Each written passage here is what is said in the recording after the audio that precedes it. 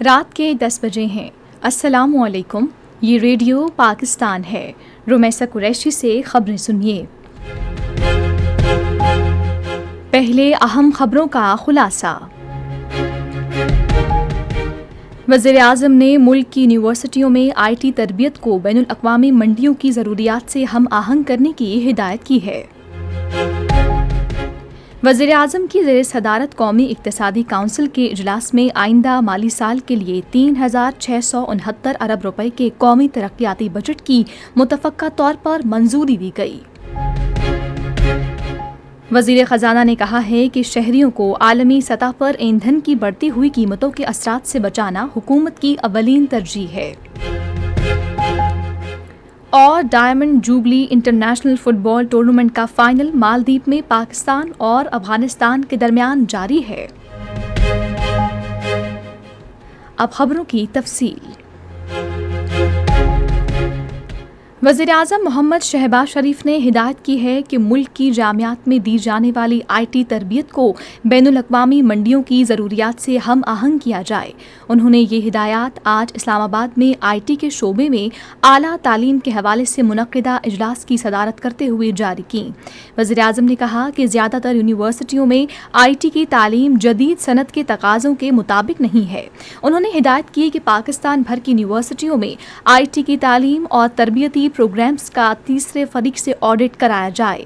انہوں نے متعلقہ حکام کو عصری تقاضوں اور ابھرتی ہوئی ٹیکنالوجیز بشمول مصنوعی ذہانت، ڈیٹا سائنس اور روبوٹکس کے مطابق نوجوانوں کو اعلیٰ معیار کی آئی ٹی تربیت سے آراستہ کرنے کا لاہ عمل پیش کرنے کی ہدایت کی۔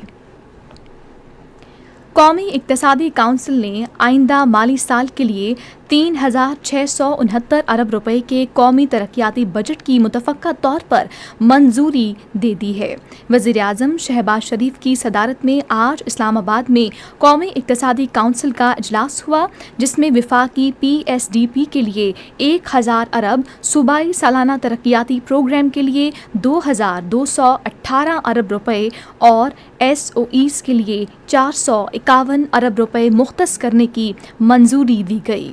قومی اقتصادی کونسل نے 2025-26 کے لیے مجموعی قومی پیداوار کی 3.7% شرح نمو اور اگلے مالی سال کے لیے 4% شرح نمو کی منظوری دی ہے۔ قومی اقتصادی کونسل نے متعلقہ وزارتوں، صوبوں اور سرکاری اداروں کو ہدایت کی ہے کہ وہ مجوزہ سالانہ پلان 2026-27 کے اہداف کے حصول کے لیے وزارت منصوبہ بندی کے ساتھ مل کر کام کریں۔ اجلاس کو بتایا گیا کہ اس عرصے کے دوران سی ڈی ڈبلیو پی نے 316 ارب روپے کی 116 اسکیموں، جبکہ ایکنک نے 5.117 خرب روپے کی 72 اسکیموں کی منظوری دی ہے۔ قومی اقتصادی کونسل نے اڑان پاکستان کے تحت قومی اقتصادی ترقی کے 11 مشنز کی منظوری دی۔ وزیر اعظم نے قومی اقتصادی کونسل کے اجلاس کے تمام نکات کی اتفاق رائے سے منظوری پر شرکاء کا شکریہ ادا کیا۔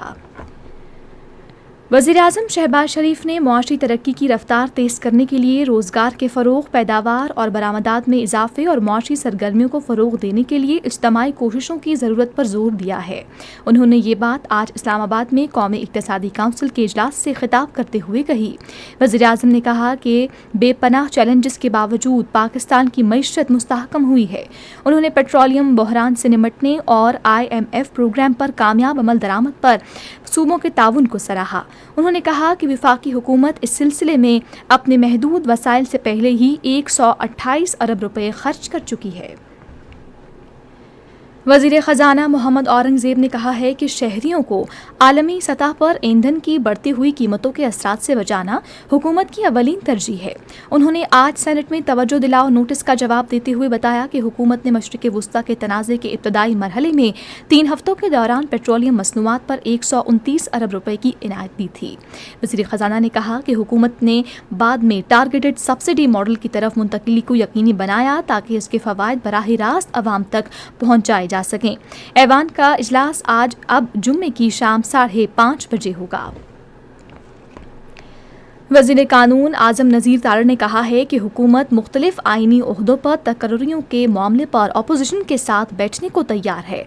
आज कौमी असम्बली में अपोजिशन बेंच की जानिब से उठाए गए मुख्तलिफ नकात का जवाब देते हुए उन्होंने कहा कि वज़ीर आज़म शहबाज शरीफ ने अपनी हुकूमत के आगाज़ में ही अपोजिशन को मसाइल के हल के लिए मुज़ाकरात की मेज़ पर बैठने की पेशकश की थी।